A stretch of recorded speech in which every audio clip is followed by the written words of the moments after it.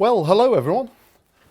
I'm Austin Jarrett from Allett Mowers, and we thought we'd try something different this evening. And Laura's been telling me that people have got lots of questions. I never know whether she's quite fluffing me up and has taught me to do this. So I'm really happy to be here. I'm hoping that we're not going to drag this on any longer than you can put up with, but I'm really happy to be here to answer some questions. So please feel free to answer questions, and we'll see how we get on with trying to keep up with them. Laura's here helping me as always, and she's going to scribble down some questions and hold them up for me if she thinks she's got something there that I really need to answer. But we have been asking for questions over the last few days just to get us kicked off. Hi sunny Bermuda, really nice to see that you're here. We really appreciate all your support. But I'm going to kick off with what's the history of Allett Mowers. So it's quite interesting. So the business Allett Mowers was really started in 1965, and before that date, it was started by a great gentleman called Reg Allett. I never had the opportunity to meet Reg, but I do know his two sons really well, and that's Roy Allett and Dave Allett, who are two really great guys. So I'm assuming that Reg must have been too. But Roy will tell the story that Reg was a garden machinery dealer, and he had been trying to sell a motorised mower to the local cricket club, and that local cricket club had been using a pony mower.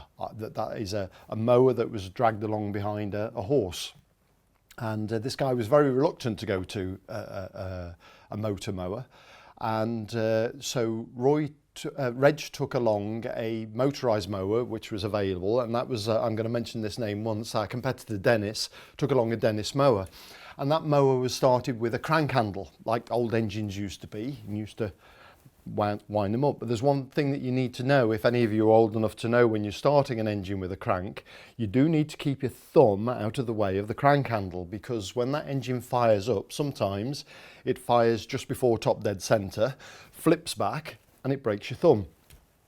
So the guy was very nervous about moving from a pony to a motor mower, and Red showed him how to start it and everything else. And on the demonstration, the customer tried to start it with the crank handle, and of course broke his thumb. So Reg was devastated by this, because one, I guess he didn't sell a mower, and two, because he broke the thumb of a good customer. So what he decided to do was to put that right, because there were engines available with starter motors on, and there was a company in the UK called Robin Reliant, and the car they had was a Robin, and they'd got a starter motor, and it was a really nice engine. He built a mower with this engine on, and of course it would electric start. And the story actually goes on quite a bit more than that, but that was the foundation of when Reg Allett started building a motorised mower, and it was so quick because this engine was so smooth, and it really took off with the cricket grounds in particular, that really got him started. If you think that motorised mowers weren't really available so much at that time, and of course it really did take off for them, and that was the start in 1965 when they started going into production of the Allett mowers. And of course recently we've just got hold of one of the very earliest machines that were built. It was donated to us by a gentleman that was owned it, that used it on his local cricket club, and we're really glad to have that back. We need to get on with doing some renovation work on that, and the plan is to get that in our reception area as one of the very earliest Allett mowers. So it started in 1965. I actually got involved much later, in 2007, when I had a business called Turfmec, making golf course machinery, and we acquired the Allett business at that time in 2007. And actually quite shortly after that we discontinued all the golf course machinery, and we really concentrated on these professional Allett mowers. And then in 2011 we had the opportunity to buy the ATCO Suffolk Punch product range off the German company Robert Bosch of the power tool fame, and that that was such a great move for us because it gave us this very large range of mowers. I think the garden machinery trade was a bit, thought we were a bit daft really, because Allett was not a brand name known within gardens and garden machinery. But over the last 10 years or so, I think we've really built a brand that is recognised now within the garden machinery trade for our very specialised niche. And of course, we're one of the few garden machinery manufacturers, certainly mower manufacturers now, that isn't really just having everything made in China. So we're really proud. We're really proud of that. So how are we doing, Laura? Have we got any questions as such, or shall I just carry on with these pre-questions that we've got? That's what I'm going to do then. So one of the questions was, so what are Allett doing within the business to be more sustainable? You've probably gathered that we're quite passionate about this, of course, and we've spent a lot of our resources developing these electric cylinder mowers. It is proving to be extremely successful. It's been a very good move, and a lot of our mowers now are battery electric, and we're absolutely delighted about that because we feel that we're doing our little bit towards sustainability. But you know, Allett also we try and actually not just talk the talk but walk the walk, and so we do things within our business as well, because we feel that we need to be our carbon footprint needs to reduce as much as possible. And I think after most of us have seen the events of last week in Glasgow at COP26, that there's no doubt our governments are going to be starting to put a lot of pressure on us, because they've signed up to a lot of documents to say that they're going to reduce their carbon footprint of their country by 50% by 2030. There's going to be an awful lot of things they're going to need to do to make sure that all of the population are involved in that and encouraged to basically, I think, stop burning fossil fuels is the first and earliest step. So the sort of things that we do, we recycle at our factory as much as we can. We try and work with our suppliers as much as possible to make sure that we're using loads of cardboard. We're trying to use more cardboard within our packaging and trying to cut out the plastics side of things, which we think is good to do. We've had LED lights fitted throughout the whole of the factory, and that's really seriously, of course, helped reduce our electricity bill. But of course, it's a good thing as well, just using less energy. But the electrical energy we use within the factory as well, we make sure that we purchase that from a renewable energy generator. So we're really happy that we're using windmill power, I suppose, at the end of the day. That's important. We feel really happy that the UK has really developed its renewable energy electric generation. Well, I think we're up to something like 44% of our electrical power now is generated mainly by windmills, and so, you know, this factory, if you like, runs on wind, which we think is a really good thing. Take that how you will. Next question, how do we get the Queen's Award? So when we say the Queen's Award, that's not a knighthood or anything like that, although you never know. What we did was we won the Queen's Award for Enterprise for international trade. So that means we've, over a period of 5 years, we increased the amount and percentage of our turnover that was exported out of the UK. And then we have to enter a competition. That's not good enough in itself. And then the Queen's Award Committee gives this award out. It's been really helpful for us. We're obviously really proud to get this award from Queen Elizabeth. I'm certainly quite a monarchist, and so we're really proud to get that award. And we found that it's been really helpful from our marketing side as well. Export sales are really, really important for this business, so we really appreciate you guys that are joining us. It's 6:40 in the evening, but I can see some of you it's lunchtime, and some of you even it's in the morning. So we really do appreciate you joining us, but we also do appreciate your custom and your support as well. I can see some of you are very familiar names to us, and the help that you give us on our digital media is so much appreciated. So thanks very much. So how has your business and role changed over time in the industry? You're now selling direct, and coronavirus, and we're in a lot more people's gardens, and what about cylinder mower coming back into fashion? So that's a big question. How has your business role changed? I have to say, when I very first started the business called Turf Mech, which went on to acquire the Allett business, so I started back in 1990, so I've been in business for nearly, for over 31 years, something like that. Crikey, that's really flown by. And so I actually started as a sole trader from, I always say, from my mum and dad's kitchen table, and then built the business up from there. And I've had a lot of fun, but of course my roles changed quite a bit, because when I first started, my mum didn't actually allow me to weld on the kitchen table, but I was welding products outside in the yard, and we built a business up over time, and I've really enjoyed that journey. I'm obviously getting to an age now, or I look like I'm getting to the age where people often ask me when I'm thinking of retiring, but I have to say all the time that I have the dream job, really. I get the opportunity to talk about lawnmowers all day long, and I really enjoy that, as you can probably tell.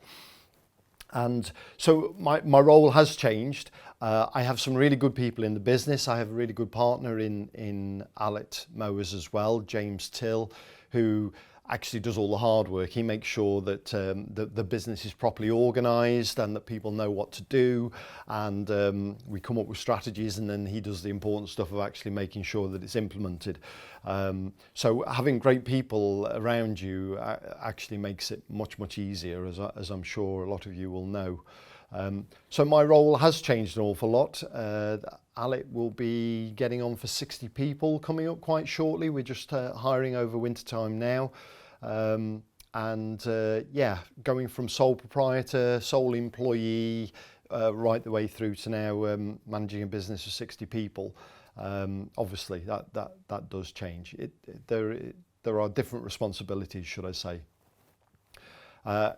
We've made changes to the business. We're constantly making changes to the business. We think that's really important to stay competitive. Of course, we want to change, but also the environment changes around us. We get new competitors all the time. People drop out of the market. The legislation changes. Sometimes you're part of Europe and sometimes we're not, and that really changes things as well. So there have been a lot of changes around the business. And final part of that question was about cylinder mower coming back into fashion. Cylinder mowing was, up until the 60s, was really the main way that grass was mown, until the vertical crankshaft engines came out that you could hang a rotary mower blade on. Cylinder mowing was really the main way that lawns were cut. And there's no doubt that rotary mowers, and especially with the advent of China's manufacturing capacity, has meant that rotary mowers have really taken up most of grass cutting, as we call it, rather than lawn mowing. And we definitely have seen before COVID and during COVID, people have spent a lot of time at home, haven't they? And I'm sure there's a lot of men and women that have been looking out of their living room windows at their lawn thinking, I'm sure I could do something better than this, and got on the internet.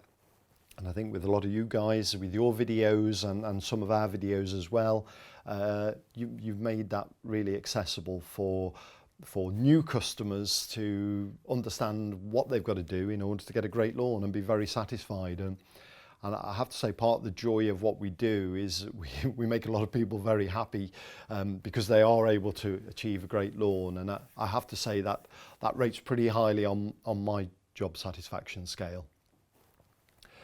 What mower do I use at home? I guess I'm going to be pretty predictable, but I have to say over the last 4 months I've been using a lawnmower that I've not been able to tell anybody about, which has been very difficult for me. And I have a shed full of lawnmowers, as you can probably imagine. A lot of them are different Allett machines and modifications that we keep trying out. And I have a lot of competitors' machines as well, because we need to know what they're doing and what's good and what's not so good. But I have to say, over the last 4 months, I've been exclusively using one mower, and of course that was the Stirling, is the Stirling still. This may sound really corny, and I don't mean it to be. This is the best mower I've ever used, and of course I've had quite a lot of input into it as well. We're a bit later than we anticipated actually getting this to launch, but that's because we have been making the final tweaks that we said we needed to wait. And we needed to get this right. We have been astounded by the take-up of that, the sales of that product, and I'm hoping that you're going to get your hands on one pretty soon, one way or another. If not, come to my house and try the one on my lawn. And yeah, it really is. That's really a special mower, and I'm absolutely certain that you're all going to enjoy that can get your hands on it. You recently renovated your lawn, so yeah, that's right. We tested out lots of different seeds. Yeah, you know, we did that because actually I'm an engineer. I'm not a horticulturalist, and when I decided I was going to do a reseed, because I've got a lot of weed grasses and everything else, and we've got lots of comments on our YouTube about the weeds on our lawn, we decided we were going to do something a bit more serious about that. So we did this reseed, but when we contacted the seed companies to see what should we be seeding, we got some really confusing information, and I guess it was confusing because I didn't understand enough to start off with. So we decided we were going to do a whole different mixture, and if you've seen the videos, we've been through quite a journey. We haven't done much about that recently, mainly because we've got a lot of other stuff going on, but there hasn't been much to tell.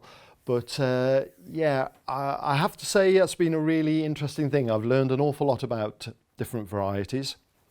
We're using ryegrasses, bents and fescues, and I know that probably is not interesting to a lot of you, especially those of you that are in a much nicer climate that we have here in the UK. But I have learned a lot about it, and I'm getting really much more interested as well in the warm climate grasses as well. I'm fascinated by paspalum, the zoysias that I've seen while I've been over with Allett USA as well look absolutely fantastic. I like the way the paspalum that I've seen, particularly over in the Middle East. I'm just loving how drought resistant that is and how that holds on to its colour and the way that it grows, and it really, some of these varieties that are lesser known are really going to offer a lot of opportunities for great lawns in a much wider range of climates. So I'm really interested in that, and I'm just not quite sure how I'm going to get to mow Kikuyu more regularly while I carry on living here in the UK, but that's, I have to say, probably very unlikely to change. Oh gosh, what's my main motto in life? Or if you speak to my sons, they'll tell you I've got a saying for every situation. So I've got lots of dad advice, but I think probably my main one that I've always given to my boys is that, yes, I'm a really lucky man, but I have definitely found there is a relationship between the fact that the harder I work, the luckier I get.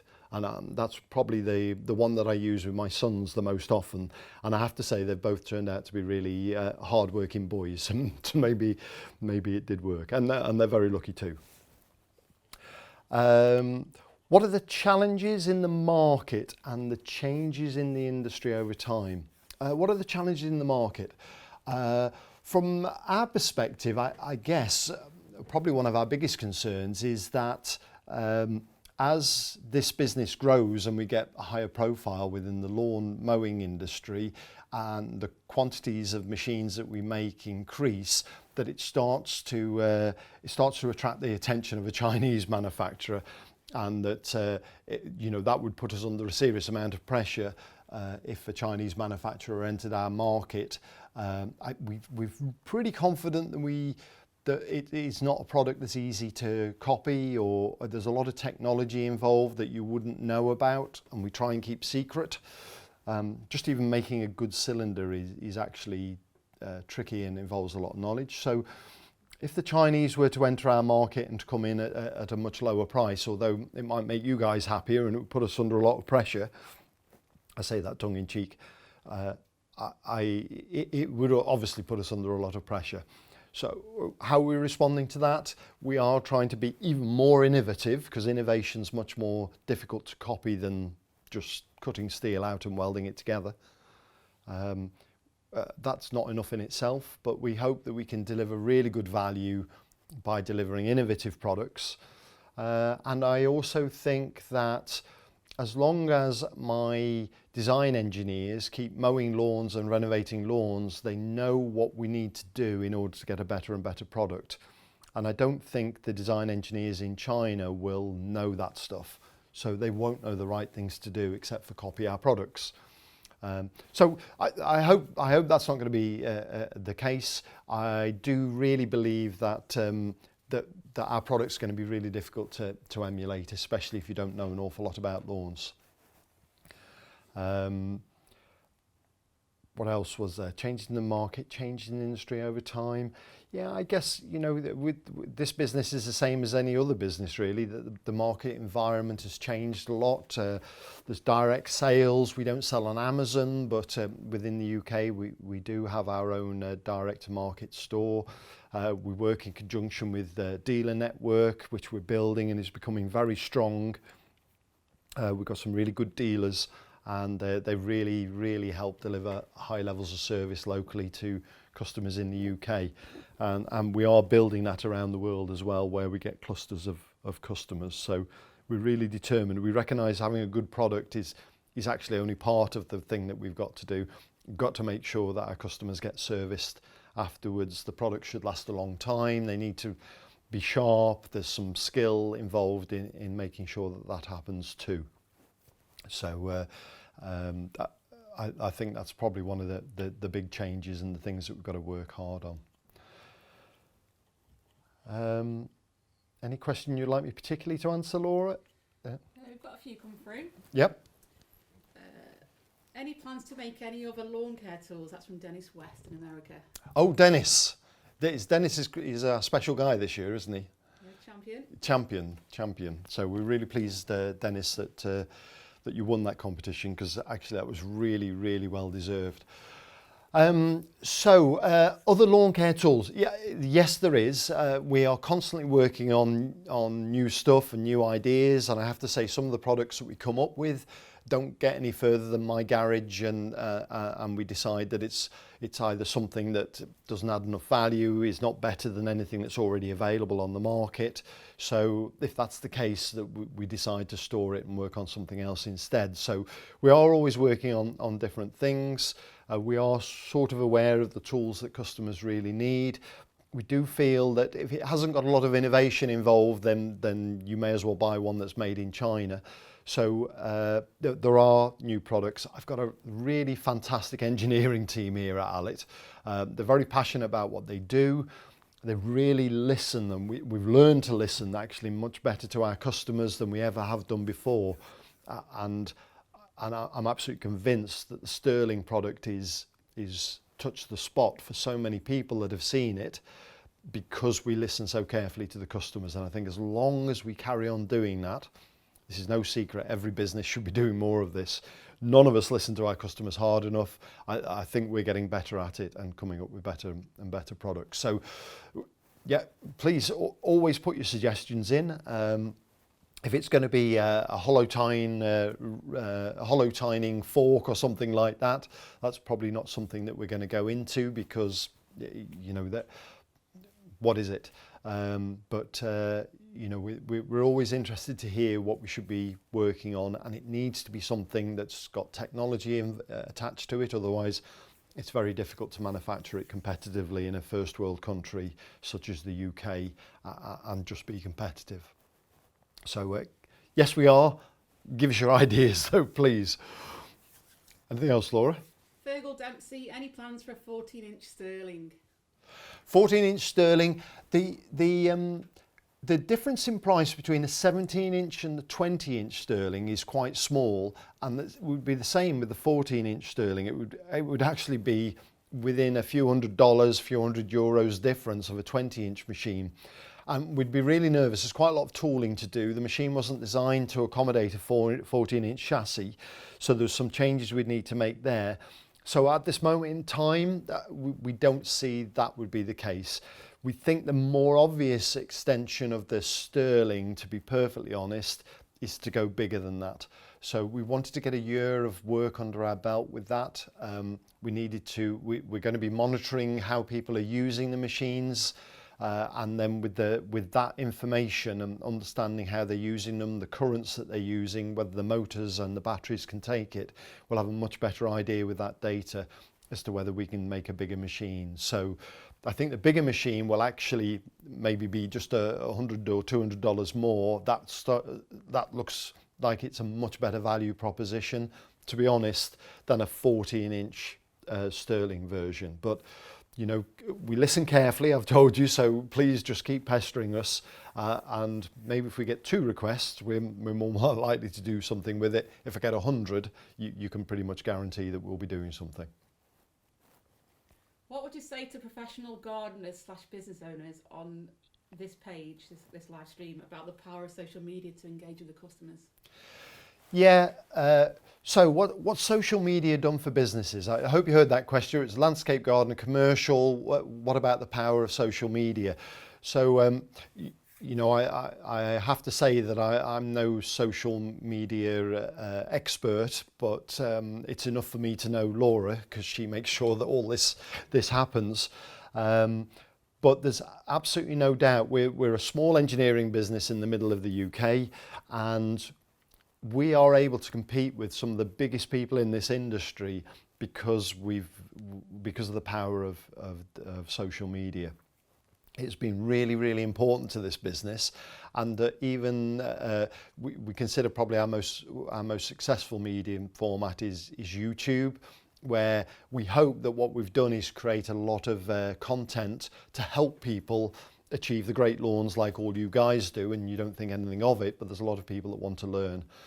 So with that, that has just given us access to a lot of people, and you know, some of those people will look at us and go, you guys must be crazy, and possibly we are, but there's other people saying, yeah, I want a piece of that, I want a lawn that looks just like this, and you need a cylinder mower to be able to achieve this, so what's next? And I think unless we were able to share that digitally at a relatively low cost, that we wouldn't have accessed the market we have throughout the whole of the world. So that's our story. The same applies to landscapers large and small, but you know, I love to speak to the landscapers like we did to Mark Marshall the other day, who's an absolutely fantastic bloke, and I just love this very clear vision that he has about how his business is going to go forward. He's very, very aware of the environment, but this guy hasn't got a beard and a woolly jumper and sandals. This guy's he's a proper person, and he cares about the environment, and he's going to do everything he can within his business. And he's made his proposition about electric, and his customers are appreciating that, and presumably they're prepared to pay a little bit more to help finance the equipment that he has. So, you know, whatever your story is, tell your story to your customers. Social media allows you to do that.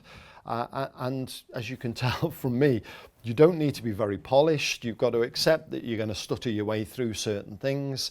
But tell your story, be authentic, tell the truth, so that, because you're going to get found out if you don't, tell the truth, and just tell people what it is that you're really doing. But please just make sure that you are going to do what you say you're going to do, because otherwise that's not authentic.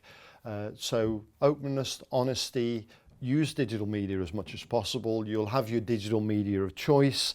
Obviously Instagram is very powerful and can be used without you having to stand up in front of the camera.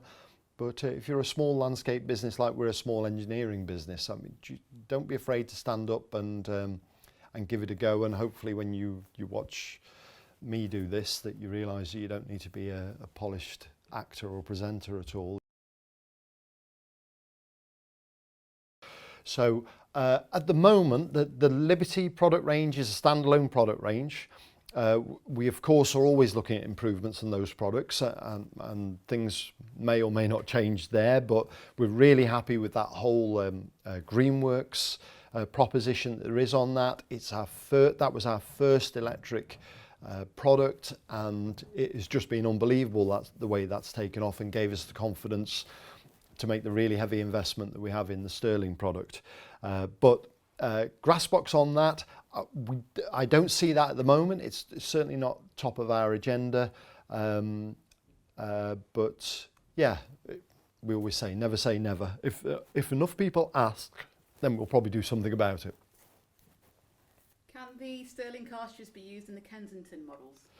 So the Stirling cartridges be used in the Kensington models. Yes, they can. They are slightly more expensive, so why would you? You do also need to then unscrew your white plastic cog off, say, the Liberty 43, because that's the only one cartridge that will fit, that will exchange, because the 17-inch is as small as we go. So the Liberty 43, you'd need to unscrew the cog and then put a different pulley on the end. You'd need to unscrew the pulley that's on the cartridge that you've bought, which is a Stirling cartridge, and put the white gear on the end. So if you did that, now there would be some advantage in the mowing cartridge because of the shore blade system, that much heavier blade and blade holder system that holds that bottom blade more rigidly, and we can grind that flatter. Because it won't flex as the grass is being cut. It doesn't flex down so much, which is why on the Kensington it's ground with a slight bow like that, because when it goes under load it goes flat. But this is more rigid, so we can grind it flat because it's not going to bend down and miss grass in the middle. So you get advantages of that for sure. The 10-bladed cartridge as well, but really there would be no significant advantage of going to the Verticut, the dethatcher from the Stirling range. They are different. They've got a different drive system, obviously, and they are able to go deeper, but you don't have the depth adjustment within the Kensington 17 or 20 or the Liberty to be able to achieve extra depth. So yeah, mowing cartridges maybe, that there'll be advantage there, but the others don't spend your money on those. That wouldn't be prudent. Christian Gardner, any plans to invest in adapting the Liberty series in terms of changing the cartridge quicker and stuff like that? Yeah, so Christine, thanks for that question. That's good. No, not as we stand at the moment. We've got other things that we need to get on and develop.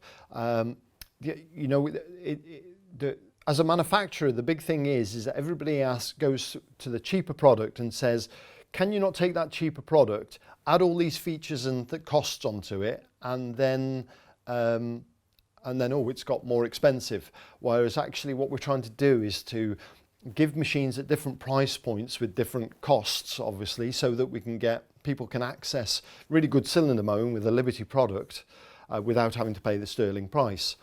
Maybe, you know, if you saved up more money, maybe after you've owned a Liberty, you'll appreciate the features that we've added into the Stirling, but there is, I'm afraid, quite a big jump in price.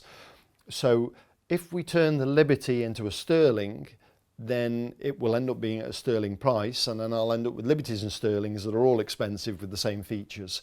So we're trying to offer these different price points, and with these different price points, there's different levels of affordability so that more people can access it at the price that they want. Laura, how did that sound as an answer? Good. Good. Yeah. I'm getting some feedback here. The neighbour dominator from America, how many marathons do you run a year? Oh, really great to hear from you. Really appreciate your YouTube videos. Marathon, it depends. So over the last 18 months, I have only run about 2 or 3 because there's been barely any races on. I tend not to run marathon distance. As I'm getting older, I'm not very good at those short sprint distances like a marathon. So I tend to run the longer distances where the old blokes have a little bit of stamina and I can stand a chance of at least trying to get on the podium for my age group. So I'm not a very fast runner nowadays, which is why I run long distances, because then I can run slower for a much longer time and then I stand a chance. So, but yeah, some years I've got a big race. My big race this year, I have an A race every year, which is normally, I try and do a race that's about 250 kilometres, something like that. It's normally split up over a few days, and it's normally either across a desert or through the Arctic or across a jungle or something like that, just to add a little bit of interest.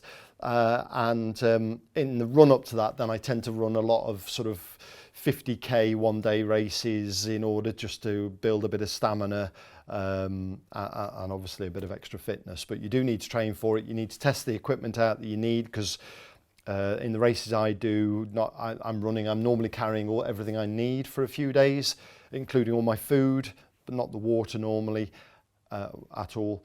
And yeah, you need to test all the equipment out, because otherwise it's, trainers start to wear your toes out, or rucksacks start to rub all the skin off your back, and you need to learn how to hydrate properly and things, because if you're running across the Sahara Desert, it gets a bit dry. Unfortunately, when you talk to me about running, it's a little bit like talking to me about mowers. I'm in danger of never stopping. So I'll leave it there. But generally, I'll run, to answer your question straight, I will normally run, I guess, 10 to 12 bigger than marathon races in a year, with one race at least that's about 250k, something like that, which is my A race. Thanks for asking for that. And I hope I didn't bore you about that. Running and mowers. Grassman Ireland and Dennis West have asked the same thing. Any plans for a factory tour? Yeah, sure. We do need to get that together. We're probably, certainly to you two guys, we're not that easy to get to. But is that meant sort of on a live basis, maybe? No, physical. A physical one, so to come and visit. Yeah, and I guess we should really try and get groups together. This is a small factory. We're about 22,000 square feet at the moment. We're just trying to get some extra space sorted out now. But I have to say, it's really quite interesting, and I would say that, especially if you're into cylinder mowers. We've got a really great bunch of guys here as well. You can ask any question you like, and they'll tell you all about their job and what they do towards getting a cylinder mower out of the door. But yeah, I would really like to do that. I guess it's really just trying to gather together a group of people that's not too big a party, and making sure that everyone can make it at the time. But I'll be honest, if anybody turns up to the factory, especially if they make an appointment, then they can pretty much always get a tour around it. And we're always happy to see people. We can do an online one as well, can't we? We could do an online one, Laura. That's a great idea. Will Foster, will the homeowner mowers be rubberised rollers in the future? Yeah, and I think that's a bit like Christine's question as well, is that we rubberise the rollers on our professional products. It's a really expensive process to put rubber coating on a roller. We keep trying to find ways that are affordable to achieve that, because there's definitely a lot of advantages to having a rubberised rear roller. We believe it's a contributing factor towards making a really great stripe. It's quiet when you're running over hard surfaces, and it doesn't go all the way through you, because you feel like you're wearing your rear roller out. And it gives really good traction as well, even on wet grass, and on some of the hot climate grasses as well, that go when they start getting droughted out, that they become very dry, they become quite slippy, and the rubberized rear roller really helps grip on those if you're working on slopes.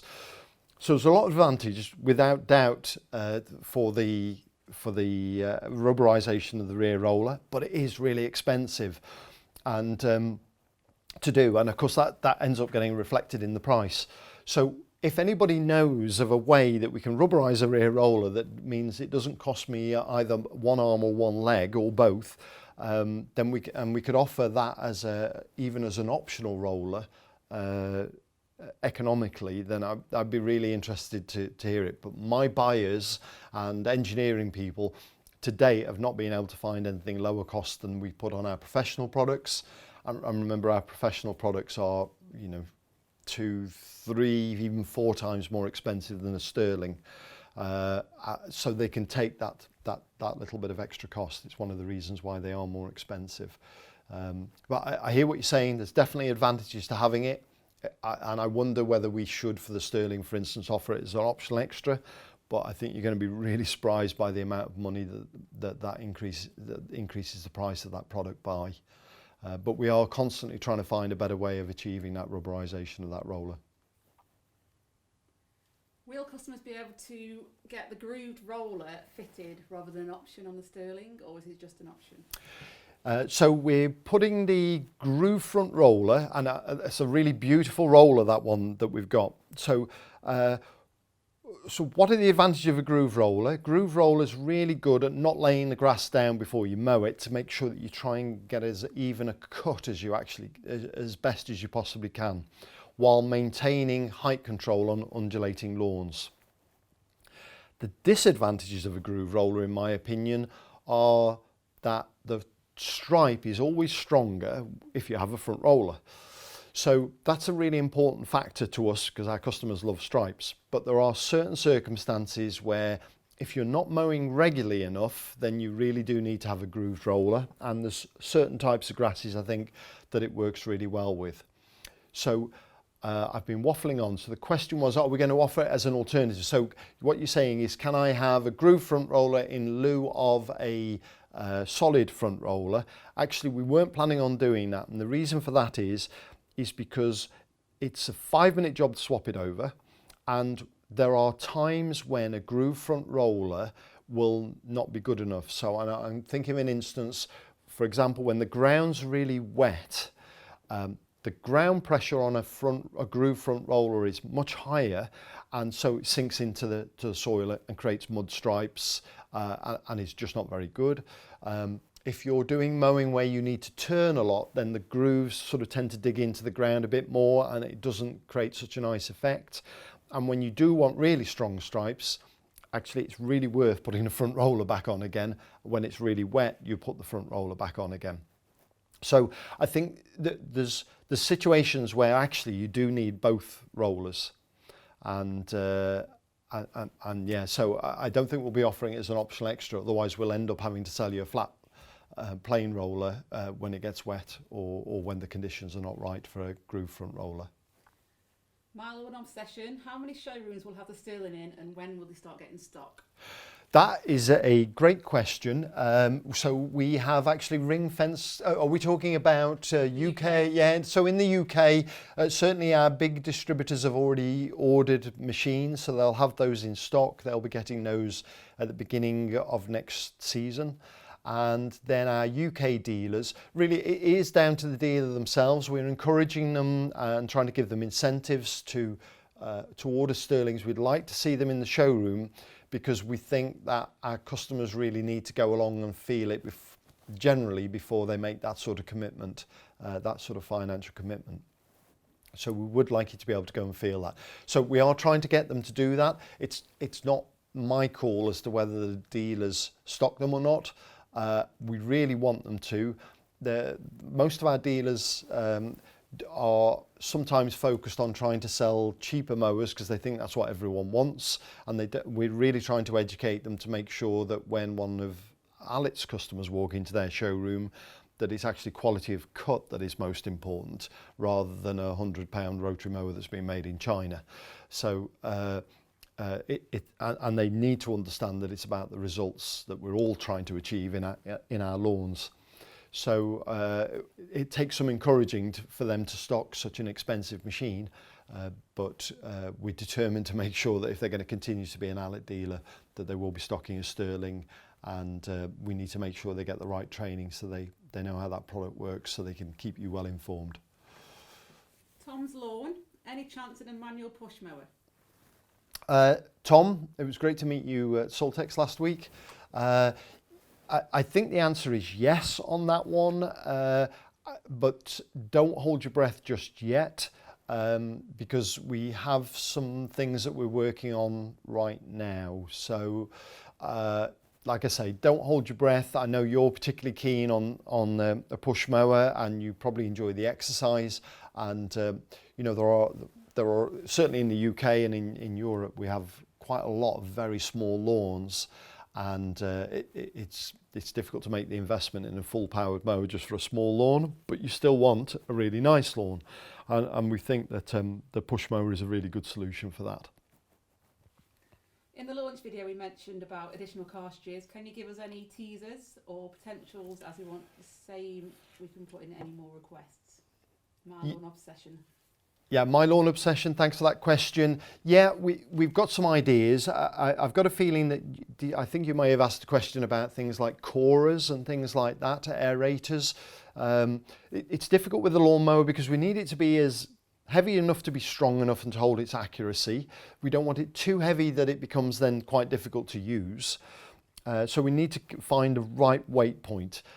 And once we get to that right weight point, when I'm starting to drive a tine down into the ground, there's an equal and opposite force trying to lift the mower. So I'm trying to drive a tine down, I'm trying to lift the mower. The lighter the mower is, then the more the mower's going to lift rather than the tine's going to go into the ground. You need to drive a tine into the ground quite hard.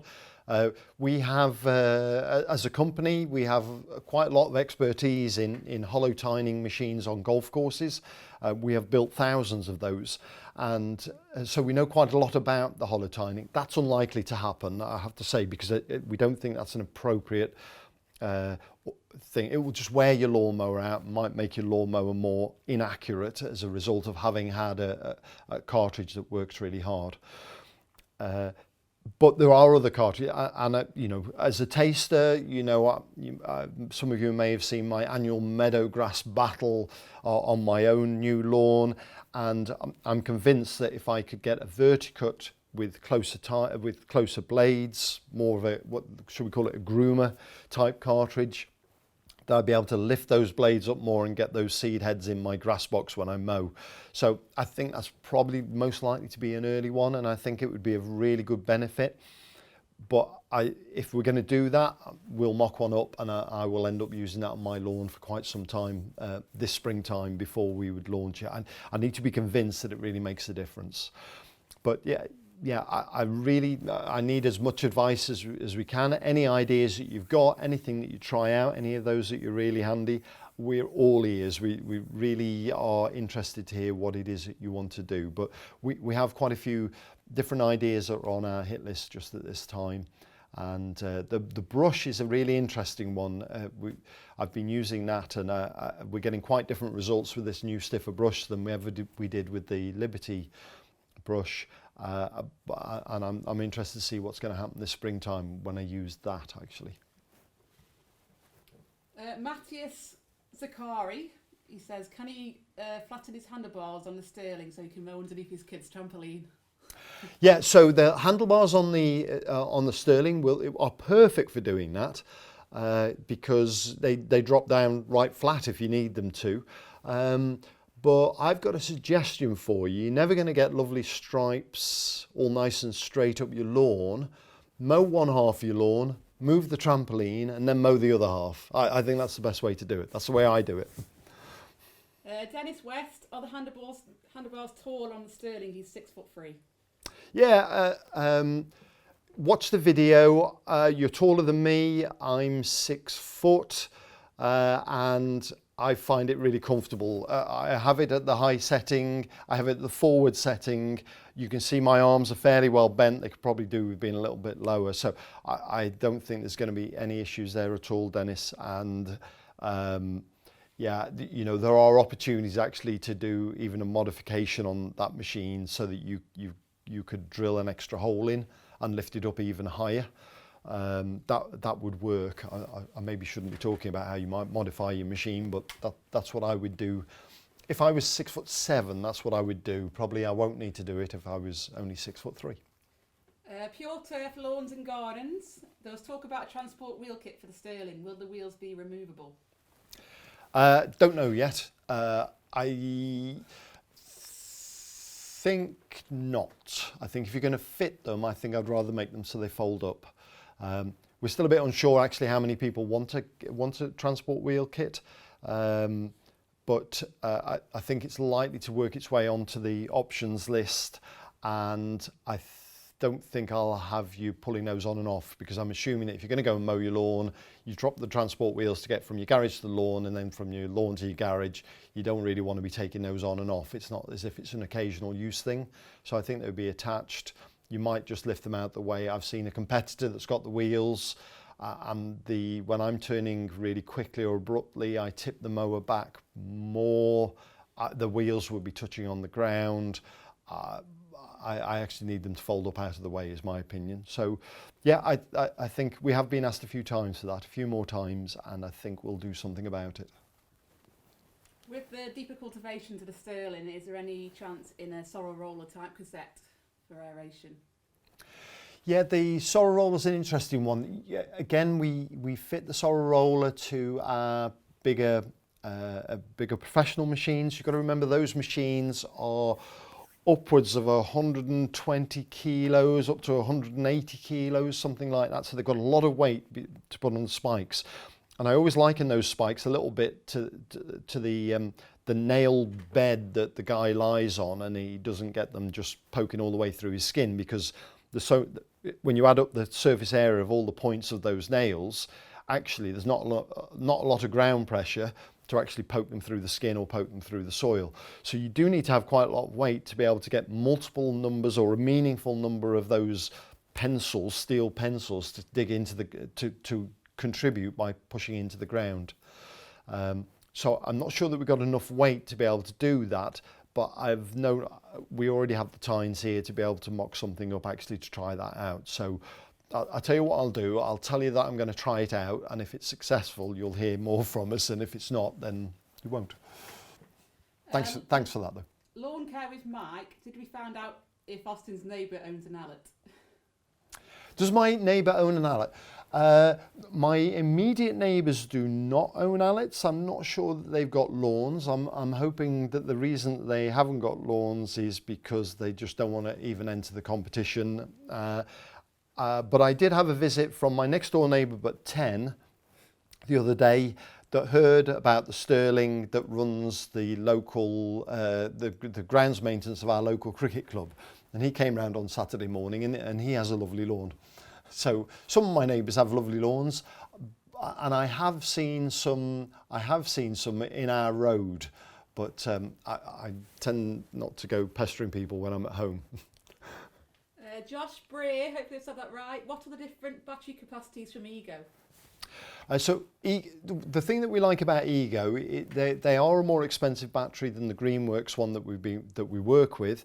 We love the Greenworks batteries, really reliable, charge up at a really fair speed, but they're very affordable. The Ego is a bit more expensive. They have a very good reputation. One of the reasons we went for it, because we knew that there were more Ego batteries already out in the marketplace. Therefore, when you buy one of our products, you haven't got to buy the batteries, and it makes it more accessible and more affordable. We also believe that the less batteries that we all buy, then the less environmental impact there will be. So the less batteries we can have going into more products to help us in our garden is a good environmental thing. Austin, you're waffling on a bit and you keep forgetting the questions. So what size batteries are there? Was it? Yes. Yeah. So the batteries from Ego are 2.5, so they're all 56 volt. Any Ego battery fits any Ego product, and any Ego battery fits into the Stirling. And you've got 2.5 amp hours of 56 volts. That will mow about, I'm going to estimate this, I've never actually discharged one of those, but I've got a pattern that they work on. So that will mow about 400 square meters in itself. Put the Scarifier cartridge in, it's probably going to achieve about 1/4 to 1/3 of that area, is my general rule of thumb. There is a 4 amp hour, there's a 5 amp hour, which we know, certainly on my lawn, I'm hitting 900 square meters regularly. It does depend, obviously, how much grass you're mowing and how low you mow. There is a 7.5 amp hour, and then there's a 10 amp hour. So 10 amp hour will, basically nearly knock off half an acre of cylinder mowing. So that's quite a considerable area, especially if you've got a 20-inch mower. That's quite some time.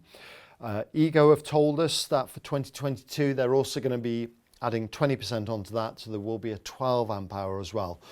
But remember, these batteries get more expensive the more amp hours they have, because they just have more cells in them. So that will increase the price quite considerably. That is going to be an expensive battery, but boy, in 12 amp hours you're going to really be able to mow some lawn, and you are also going to be able to really do some scarifying as well with that. So yeah. Tom's Lawn, any chance in making a light kit for the mowers, especially this time of the year when it gets dark? I find mowing in the dark difficult. Yeah. No, we haven't got any plans on that. I'll send you a link to a really good head torch manufacturer.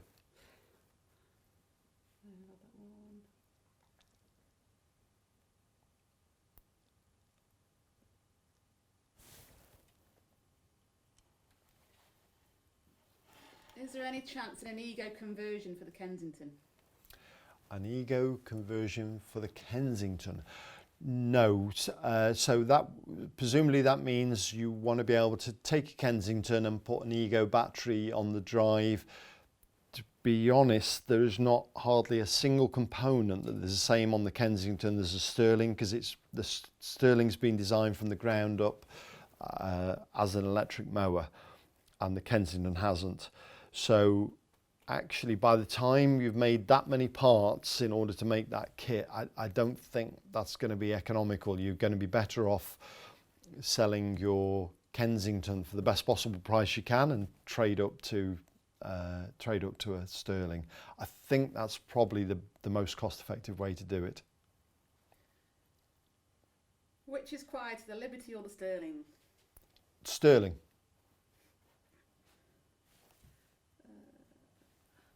Mainly because of the cylinder. So it's not to do with the motor drive. There are two motors, but I think the main reason for it is the shore blade system on the Stirling means that you can adjust that so that's very near to no contact and getting really clean cut of grass. And that, of course, is why we had to work on that new blade system, because when you had a Honda engine or a Briggs & Stratton engine hammering away on top of your mower, you didn't hear the blade noise. But you set that Stirling right, it's amazing. You can hear the grass being cut. If you can get that set at zero contact, you can hear the grass being cut. It's really great, a really good sound. Will Allett ever do a small homeowner rotary from Josh Breer? I'm probably not going to commit on that one, actually. There's certainly nothing coming out soon. We would really love to, Allett's about stripes. I like to have a cylinder mower and a rotary mower actually to back it up sometimes, so there's absolutely a place for that, and we are asked a lot for that, especially rear roller rotary mower, because the Brits quite like rear roller rotary mowers, and yeah, we feel that there is some serious user improvements that could be made to rotary mowers generally, and there are some good ones out there. But we do think that we could design a better one, but I wonder whether we could do it cost effectively from the UK. But yeah, it's a great idea, and you're right, it's something that we're asked for a lot, or people think there's a really obvious progression for us to make.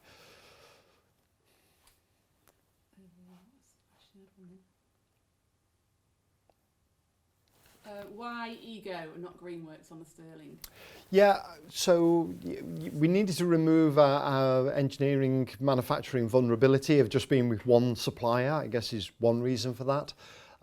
We felt that the Ego brand sits really well actually with the Stirling positioning in terms of the quality of the product and the market that we're aiming at with that. Their power tools are really good, just as Greenworks are as well. Greenworks are more competitively priced, and I guess the big thing is if I'm trading from a Liberty to a Stirling, we've made it so that you can take your cartridges with you, which is a really big part of the cost, and we worked really hard to make sure that we could take cartridges because they are expensive.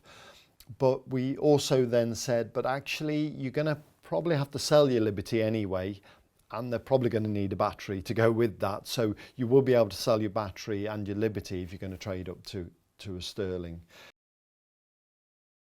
So we always use the grass boxes. So actually when I see sometimes our mowers being used abroad and you're not using the grass box, it seems quite shocking to me, because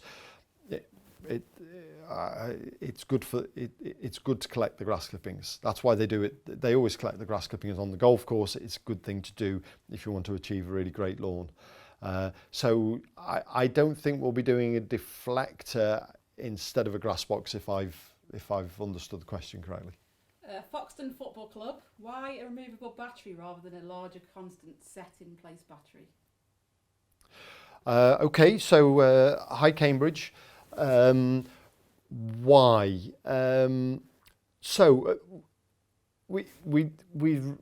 There are issues about batteries environmentally, and you know, the mining of and extraction of lithium causes a lot of pollution. Cobalt is quite toxic and is mainly available in the Congo, and we've got issues with children being used to mine that. There are things that leave us a little bit uncomfortable about lithium-ion batteries, but this is an emerging industry and there's no perfect world.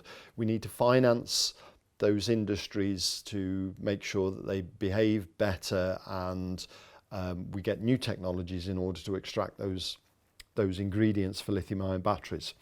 Where I'm going with that is that the less battery weight that we use in our garden, let's say, the less kilograms of batteries we use, the better. If we use half the amount of batteries in our garden, there'll be half the amount of pollution in South America, there'll be half the amount of children that are being sent down mines in the Congo, bluntly.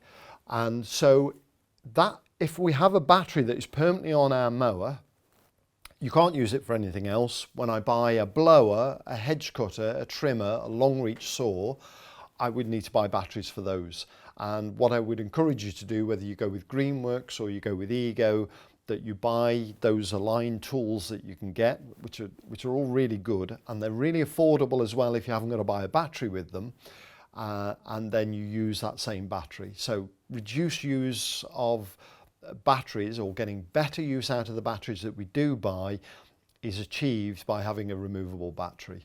And we think that's one of the main reasons, actually, is that makes that really, really flexible. Stephen Paul, how easy is it to backlap the Stirling? Is it possible? Yeah, so the Stirling's going to be, if you've seen our video on backlapping, the crouching video as we often call it, if you've seen that video, then it's actually pretty much the same. You're going to be using an electric drill in its simplest format to be able to just rotate the blade.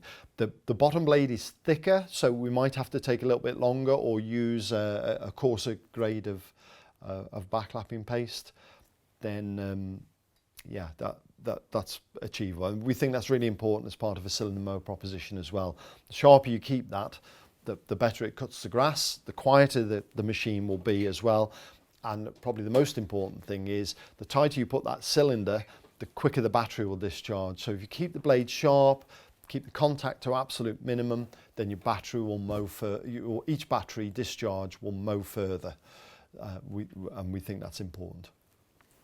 Alistair Gill, what's the most overlooked lawn care practice people should be doing to their lawn? Oh, Alistair. So, Alistair, I think, do you know, I'm going to say verticutting. I've done a lot of verticutting this year, and I've done it for some particular reasons. I need to reduce thatch.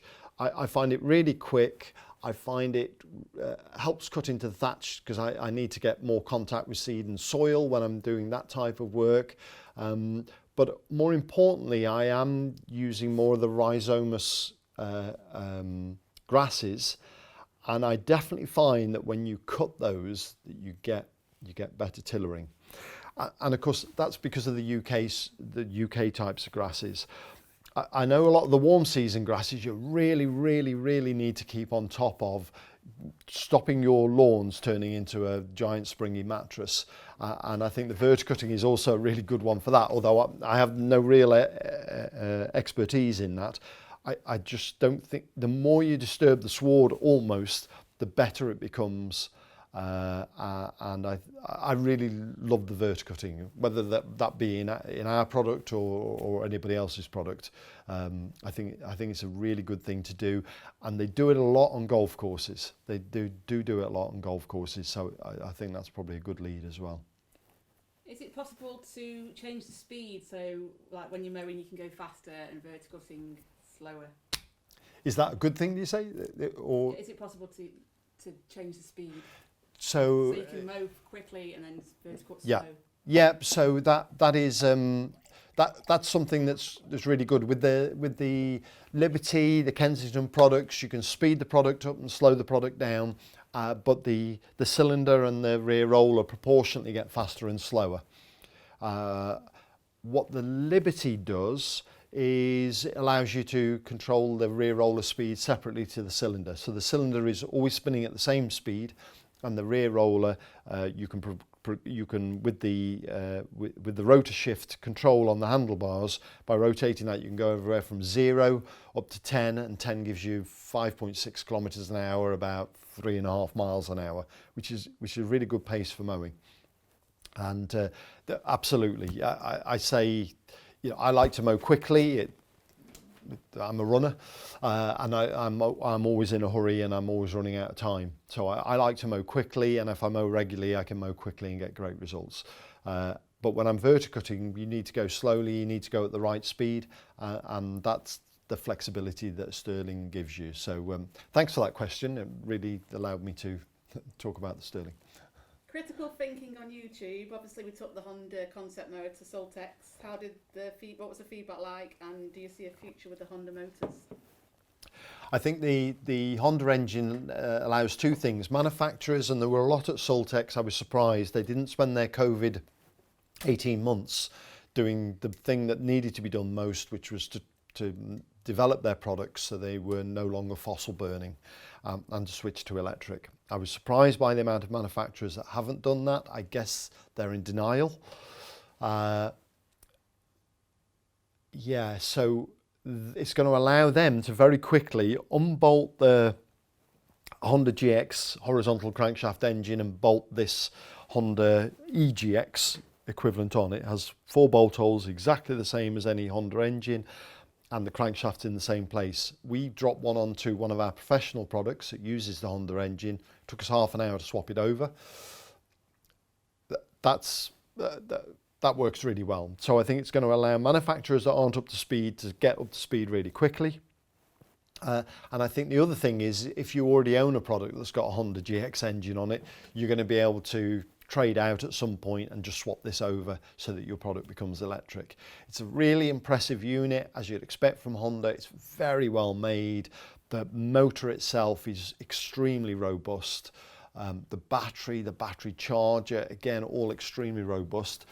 It is quite expensive, but I guess if you're doing a replacement, if you're the manufacturer that's been a bit lazy, in my opinion, and not converted to electric yet, then it will allow you no research and development costs in order to provide your product in electric format. And if you're upgrading, I was speaking to an organisation today that runs 1,400 Allett Buffalo mowers, and they want to switch electric, but they have these mowers on a 15-year replacement program because they last that long, and they use them every day in the mowing season. So they're very attracted to being able to do quite a simplified exchange over to electric power, and I think that's a really good solution from a name that we all really trust. So I think people are going to like what that can offer. Given Allett are so committed to electric, can we expect any other features, e.g. USB charger, phone charger, or heated handlebars? These sort of things add cost, and sometimes I quite often say to the engineers, and in fact the engineers probably quite often say it to me, is just because we can do it, you shouldn't necessarily do it. If we offered them as optional extras, I sort of suspect that nobody would take those up. I want my mower to mow grass, and I'll buy a pair of gloves if I want to keep my hands warm. I don't know whether I really need to have heated handlebars would be my opinion. Please put me right if that is wrong. Mick's Mowers says, what about a beer holder? Mick, I really enjoy your videos. I need to talk to you about helping us with some of the maintenance videos for Stirling, by the way. So that would be really useful. That you really put things really simply and film them really clearly. I'm ever so impressed by them. The question was beer holder. That could be quite important, couldn't it? When I look at the Australian mower guys, they're always talking about their is it stubbies and tinnies and things that they want to they're going to have once they've finished mowing the lawn. I have to say the beer that I get at the weekend in summer tends to be my reward for when I've finished mowing the lawn, rather than messing up my stripes if I was drinking beer while I was mowing my lawn. How does the Stirling compare to a commercial greens mower? Ben Carl. Good question. So commercial greens mower. So we manufacture commercial greens mowers. There's a lot more steel in our commercial machines. Everything's thicker, the bearings are bigger, just everything's much more heavy duty. And there's 2 to 3 times the weight. So that, all that steel costs, all those bearings cost. The engine's bigger, the electric motors that we're using are bigger. In fact, they're not that much bigger in terms of power, but they are much bigger in terms of size because they're heavier duty. But I think to be clear, let's say we're going to compare it with a Toro GM1000. I bet the Stirling is going to be, for mower only, about a quarter of the cost, if not less. I think the electric equivalent of the GM1000, I think, is about $18,000, probably £18,000 or so in Europe. So yeah, it's less than a quarter of the price, and so we're very, very keen to make sure that we make the definition. This mower is specified for really keen gardeners. It's going to last them a long time. It's also professional gardeners, and it's also for people that are club level, if they're croquet, tennis, bowling greens, cricket, definitely club level, because it will cut very accurately and will cut really well. Most of the people that buy our professional greens mowers would expect to replace them after 15 and 20 years. We see that a lot, the people coming back after that period of time to replace their mower. This is not going to last as long. It's not as high as specified, but it's also a fraction of the price. So what are the differences? Sometimes the extra weight is helpful when you're mowing. Sometimes the extra weight is not very helpful when you're mowing. So, it's a lighter machine.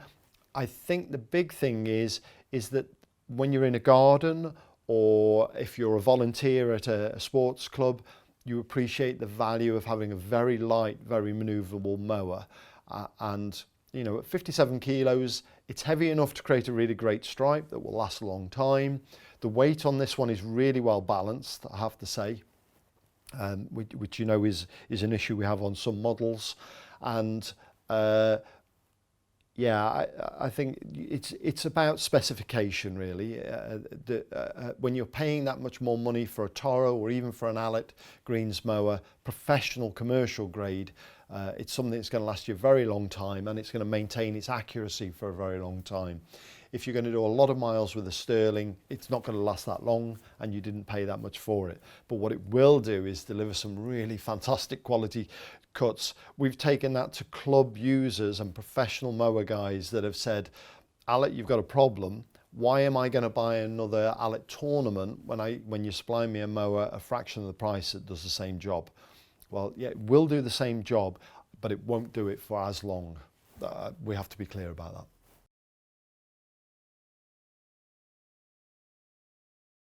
There's a 20-inch Stirling for sure, and you might get a couple of batteries, and you should hit 1800 square meters with one 12 amp hour battery, but I'd maybe go for a couple of 10 amp hours, something like that, if you want to mow all 1800 square meters and get really wonderful stripe. that would definitely be the mower I'd go for. If I wanted to get really serious about it, I would also want to consider a Buckingham. Buckingham 30 would be great for that, but it doesn't have interchangeable cartridges. Or even a Buffalo mower, which is, that's a lot of mower, and it has an 8-inch diameter cylinder. If you're in a high rainfall area, the Buffalo puts the grass into the grass box no matter what the conditions.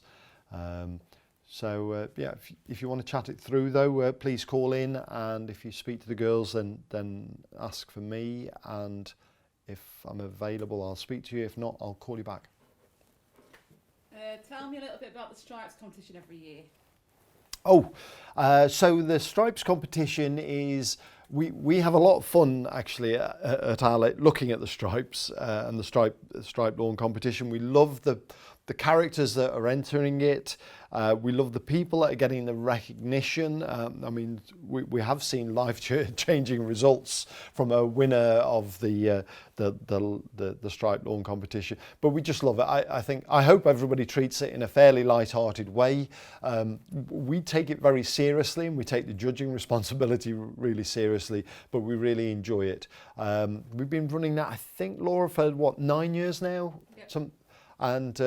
Yeah, we have a lot of fun, and we've seen the development of the results year on year. It just gets better and better and better.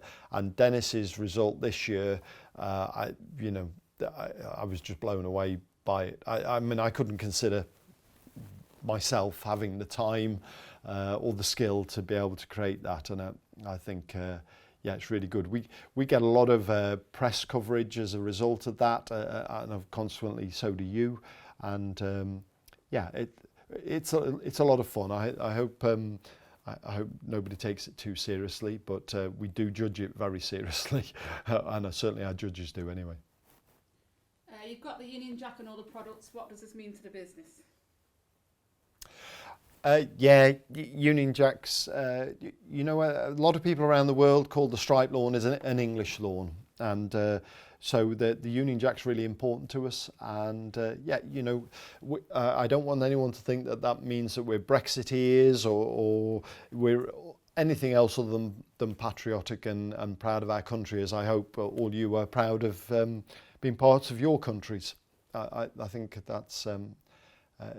it reflects the personality and the values. We're very British people, and I hope that everyone understands what those values might mean. So yeah, I can't say much more than that.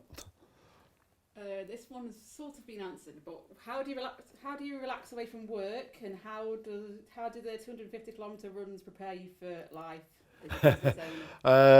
Yeah, I have to say you have to become very single-minded, and you take every step as you when you get to mile 249, you take every step as it comes, and until you get to the end. And sometimes life's like that when it gets really tough. I am lucky to be gifted with a lot of mental stamina, so I can keep going when everybody else stops. And yeah, what does it do? The pain stops at some point, so just keep going and have another drink of water. So I suppose that's what it teaches you. But it's great for me. I find it really challenging. It is really hard if you're trying to win, and it does take your mind off everything else. But then, when I go fishing, it's just me and the fish, and I find that very relaxing too.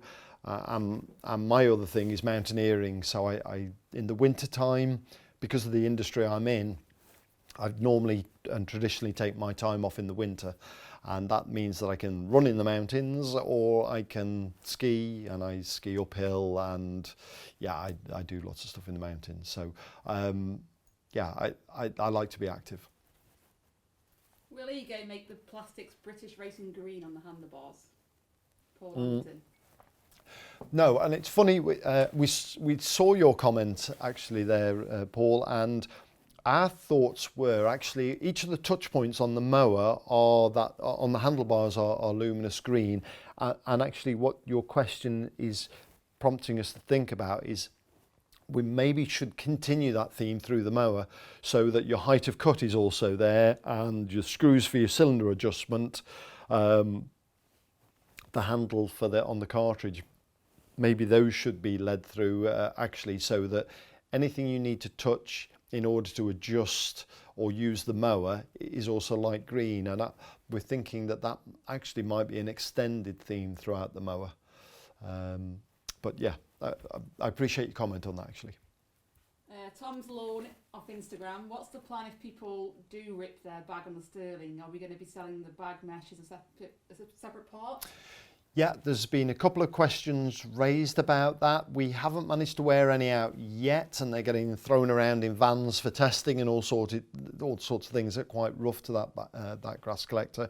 But what we're inevitably making sure that we've got spare parts on the shelf. So we will have spare grass bags on the shelf, or the actual material part of it to go over the metal frame. Metal frame actually is really quite strong, and that whole frame actually folds down flat, so it comes flat packed in the mower.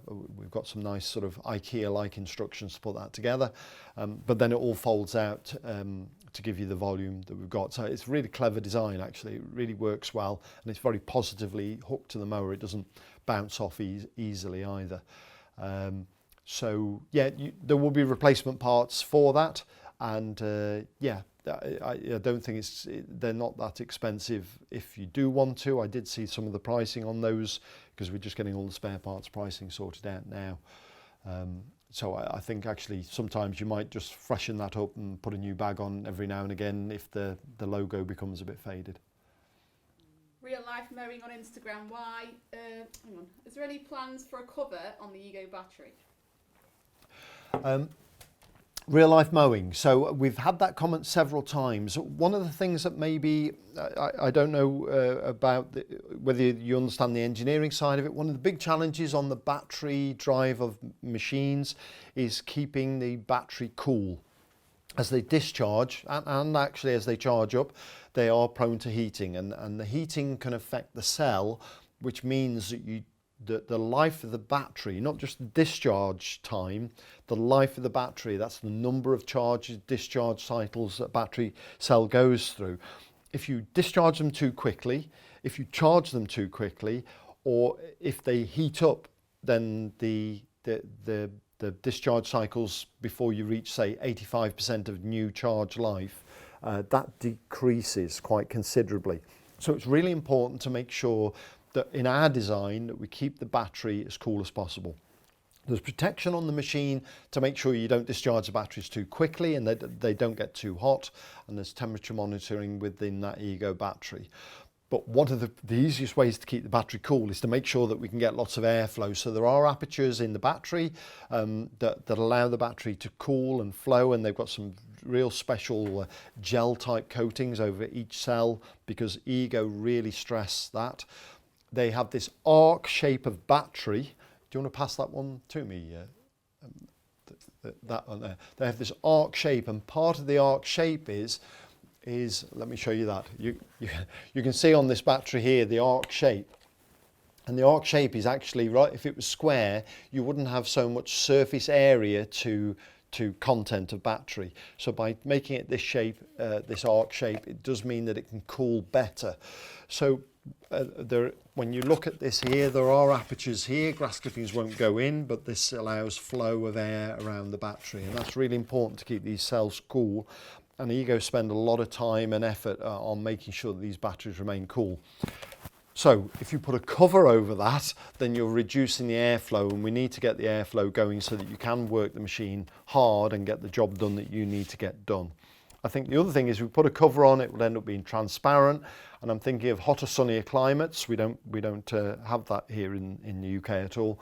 But when you get sunshine, you start to create a glasshouse environment as well for this, then that's going to get heated up as well even more. So the way the battery is designed is that it doesn't seem to collect the grass clippings. I've used it in all different types of conditions. It's not collecting the grass clippings.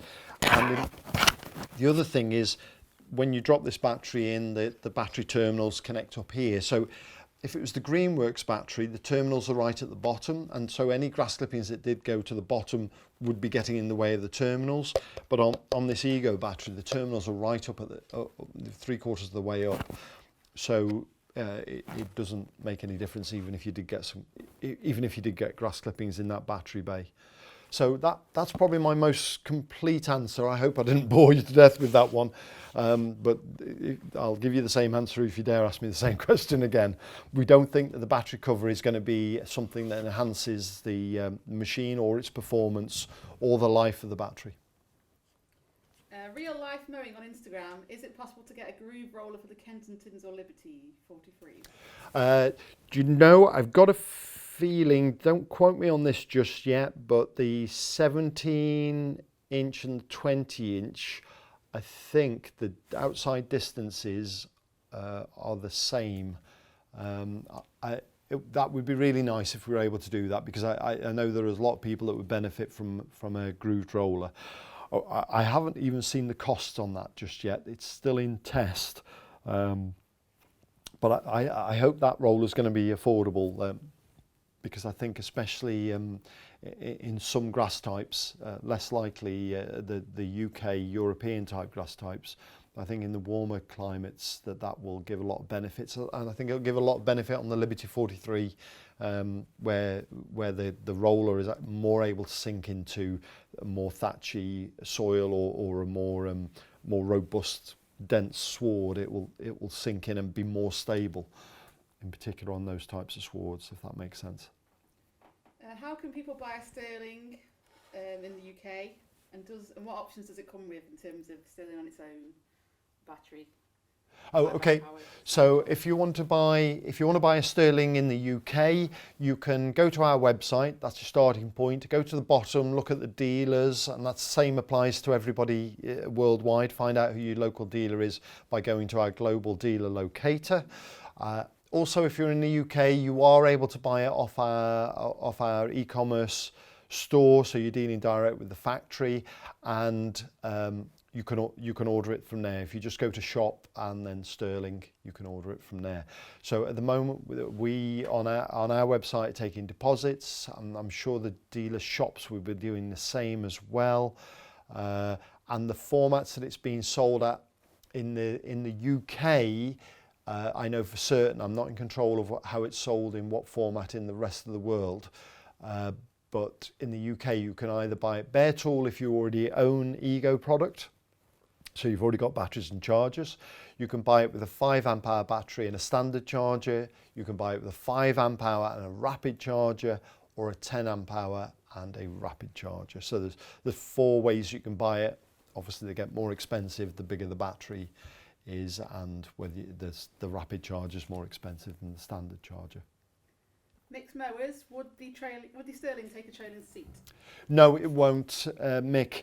And actually, even our professional mowers with batteries, we don't put trailing seat on there. It's not that we don't have the power on the professional products to be able to pull along, because it's got rubber roller. It could pull a trailing seat along. It's just that the amp hours, the amp hours of the battery is like the amount of fuel that you've got in a tank, and it will just run out of power, because it takes quite a bit to pull a full-grown person on a trailing seat.